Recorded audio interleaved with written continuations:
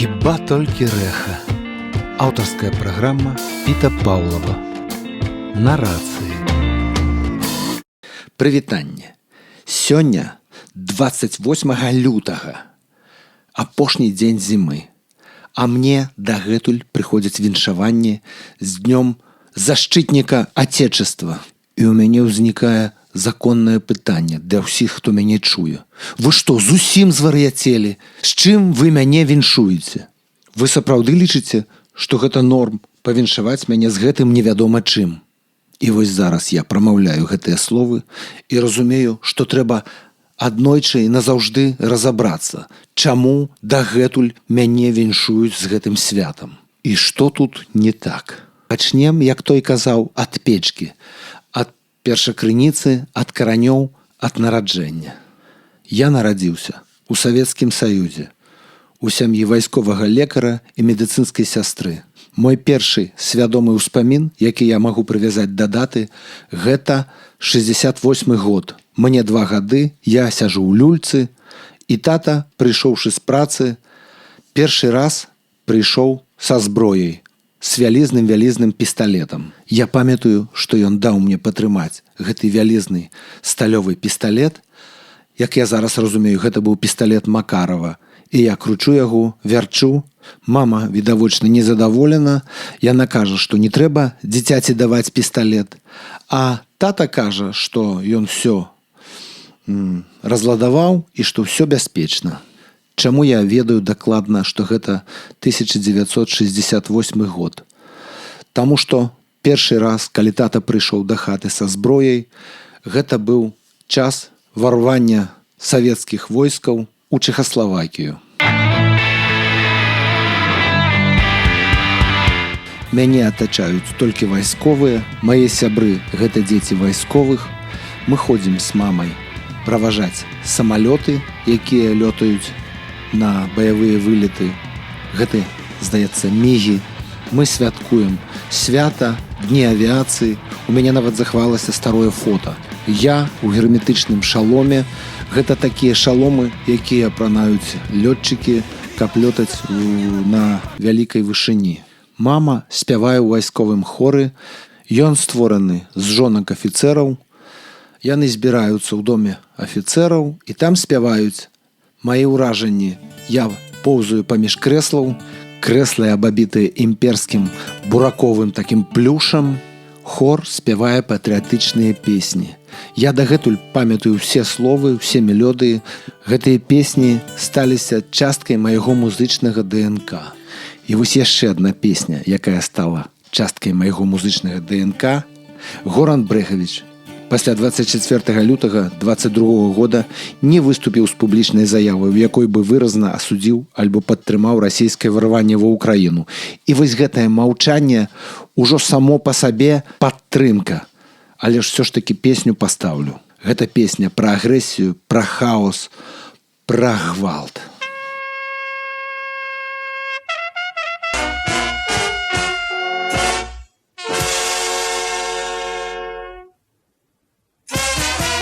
Калі ты дарастаеш у ваенным гарадку пасярод Нямецчыны, патрыятызм – гэта не проста слова, гэта частка твайго жыцця. Ты ўвесь час разумееш, што ты не ўдома, што ты ў нейкай місіі. Разам з дзіцячымі кніжкамі я гартаю медыцынскія атласы, хірургічныя кніжкі, там паміж старонкамі прыгожыя каляровыя здымкі. Мама працуе ў медыцынскім шпіталі, і калі я трапляю туды, мяне атачаюць медыцынскія сёстры, лекары і хворыя салдаты. Захворванні ў салдатаў бываюць толькі 2 тыпаў. Альбо вельмі лёгкія, альбо вельмі цяжкія. Раз-пораз салдаты атрымліваюць цяжкія траўмы, альбо атрымліваюць траўмы на вучэннях. І тады я бачу цалкам забінтаваныя людзі, гіпс, мыліцы. Праца мамы і таты набывае сэнс, выглядае як нешта вельмі карыснае, вельмі патрэбнае, выглядае на нейкую місію.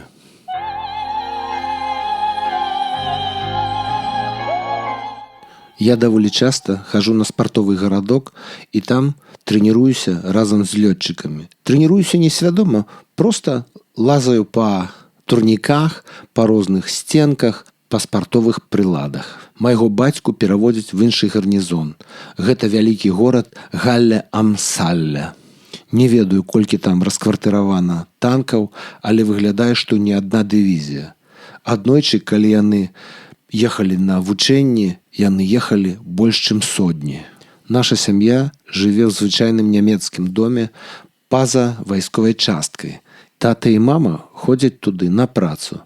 Я ж бегаю туды ў падарожжы, каб пагуляць з салдатамі і паглядзець на нейкія іх практыкаванні. Адно з дзіцячых уражанняў, пра якое я нікому не расказваў. Танкі пераязджаюць роў з вадой. Роў выглядае як забетанаванае рэчышча рэчкі даўжынёй прыкладна метраў 50. Танк герметызуецца, на яго усталёўваецца вялізная труба, прыкладна 7 метраў, можа, і дыаметр 25-30 сантыметраў. Танкі адзін за адным пераадольваюць водную перашкоду. Але нечакана адзін з іх спыняецца пасярод гэтай рэчкі, даўгая непрыемная паўза, а потым па гэтай трубе пачынаюць вылезаць два чалавекі. Адзін з іх у танкавым камбінезоне, другі чамусьці ў шынелі. Абодва нацягнулі на твар нешта накшталт супрацьгазу. Гэта такія старыя супрацьгазы, гумовая маска на всю галаву і даўгі хобат. Абодвух салдат забірае каманда на складным чоўне. Потым, праз даволі заўважную паўзу, з'яўляецца вялізны цягач на базе танка. І вадалаз. Не з аквалангам, а сапраўдны вадалаз у вялізным медзяным такім купале і ў гумовым камбінезоне. Вадалаз выходзіць туды, в эту імправізаваную раку, і яго няма досыць доўгі час. Потым ён выходзіць, і цягач выцягвае танк з вады.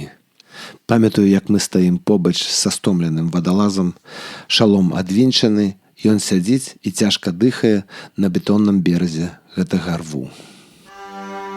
Ой, заржы, заржы, вороны коню, рано з подворка ідучы. Раз на год мы ездзім у СССР. У Беларусь гэта Менск, Слуцк, а потым Крым, Ялта, Судак. Калі я пайшоў у школу, натуральна, у нас было патрыятычнае выхаванне. Мы былі акцябратамі. Гэта такая першая прапагандысцкая арганізацыя для самых маленькіх. Потым мы былі піянерамі. Гэта такая калька з амерыканскіх скаутаў. І там было побач з тупой прапагандай досыць прыемных рэчаў. Мы ездзілі ў піянерскія лагеры, мы палілі вогнішчы, хадзілі ў паходы, удзельнічалі ў вайсковых зарніцах. Зарніца – гэта такая ваенізаваная гульня, калі ўсе дзеці, увесь лагер на дзень ператвараецца ў вайсковую частку, і ўсе дзеці ператвараюцца ў вайсковых. Хлопчыкі – гэта салдаты, дзяўчынкі – медыцынскія сёстры. Я – камандзір аддзялення выведчыкаў. Нас 4, і мы даследуем кавалак зямлі паміж крыніцай і драздамі. Мы ідзем па мапе, нам трэба адшукаць 4 сакрэты і як мага хутчэй прыйсці на базу. Нягледзячы, што мы з 3-го атряду, то бок перад намі яшчэ 2 больш старэйшых атряды, маё аддзяленне перамагае. Свята 23 лютага ў Савецкім Саюзе мае назву Дзень савецкай арміі. Да 5 класы нам ніхто не дурыў галаву гэтым святам, але у 5 класе чамусьці мы вырашаем яго святкаваць.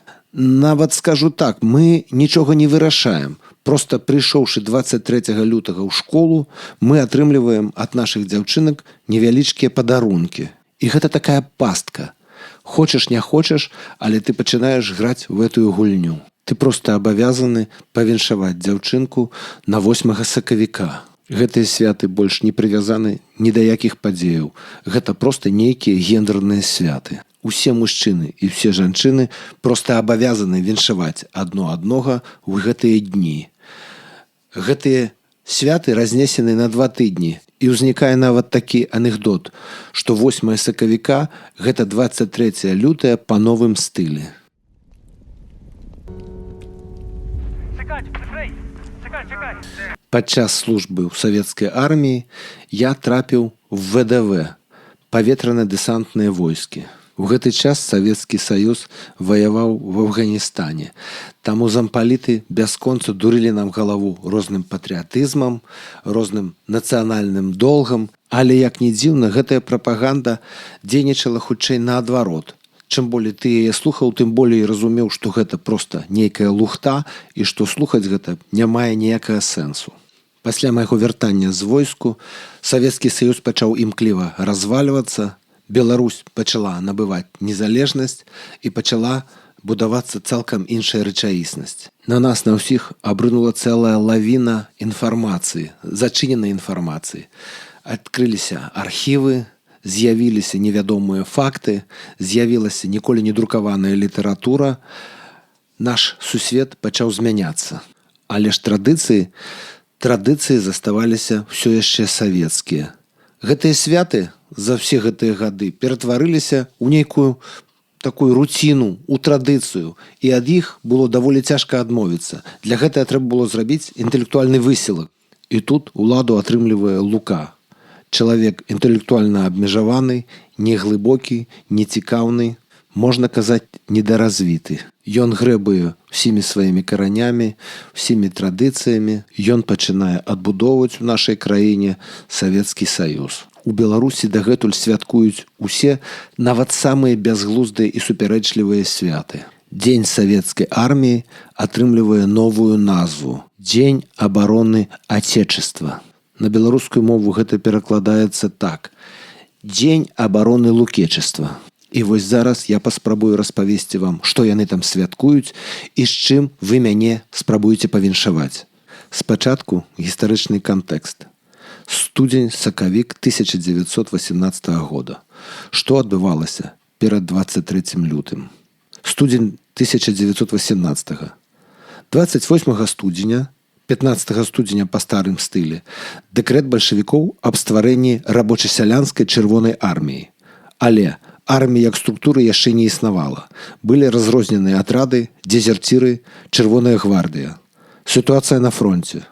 Расійская армія пасля 17 года фактычна развалілася. Германія і Аўстра-Венгрыя вялі перамовы ў Берасці. Брэст-Літоўск тады. Бальшавікі цягнулі час. Пазіцыя Троцкага – ні міру, ні вайны.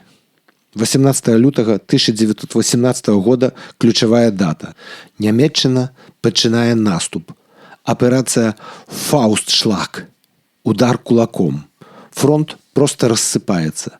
Чырвоныя і былыя царскія часткі масава уцякаюць. Нямецкія войскі прасоўваюцца амаль без бою.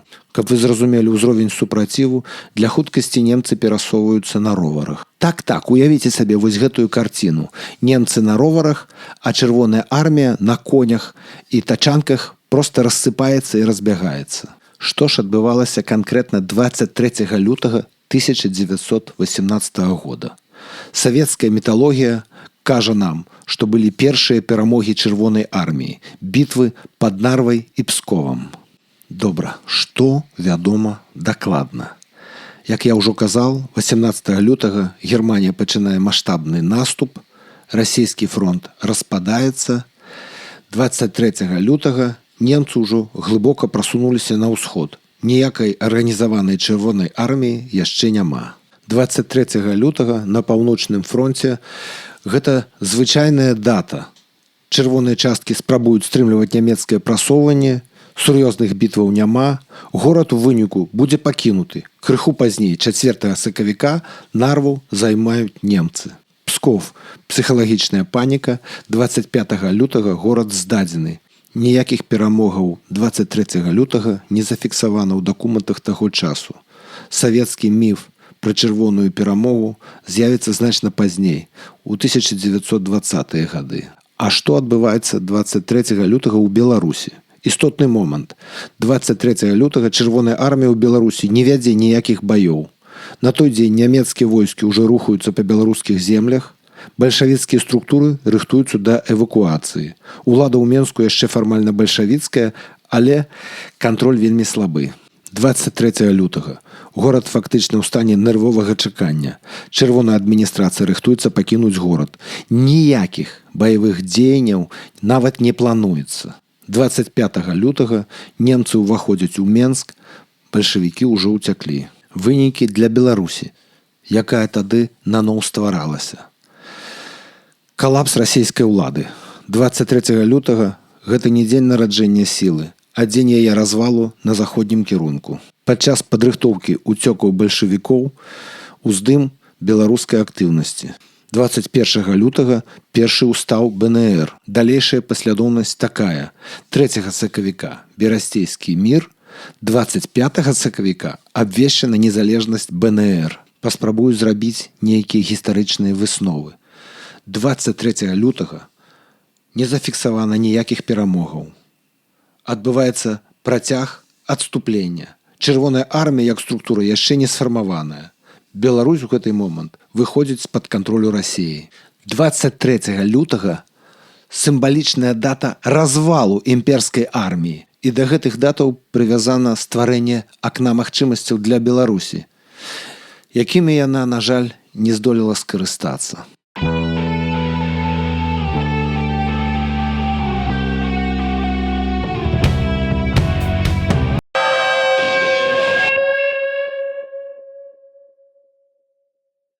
І вось тут гісторыя робіць страшнае кола. Бо 23 лютага гэта не толькі пра 1918 год. Гэта пра тое, як міфы жывуць даўжэй за імперіі. У ноч з 23 на 24 лютага 22 года Расія пачала паўнамаштабную вайну супраць Украіны. І частка гэтай вайны пачалася з беларускай зямлі. З той самай зямлі, якая ўжо бачыла чужыя арміі. З той самай зямлі, якая ўжо плаціла за чужыя імперіі. Расійскія ракеты ляцелі з Беларусі, танкі ішлі праз нашу зямлю. Калоны ішлі на Кіеў з поўначы, праз нашу тэрыторыю. І ў гэтым ёсць нешта страшна сімвалічнае. Бо дата, якая нарадзілася як міф пра чырвоную армію, зараз рэальна становіцца датай другой страшнай вайны. 100 гадоў мы чулі і паўтаралі дзень абароны, дзень гонару, дзень арміі. А ў рэчаіснасці гэта зноў дзень наступу, дзень агрэсіі, дзень чужой вайны. І самае балючае, што гэта вайна прайшла праз нас. Пакуль мы святкуем чужыя даты, чужыя войны будуць вяртацца. Таму, калі ласка, калі у вас не хапае інтэлекту адмовіцца ад гэтага свята жорстка, проста не віншуйце мяне з ім. Всё, ДПБЧ. На зямлі застанецца ад гэтай песні хіба толькі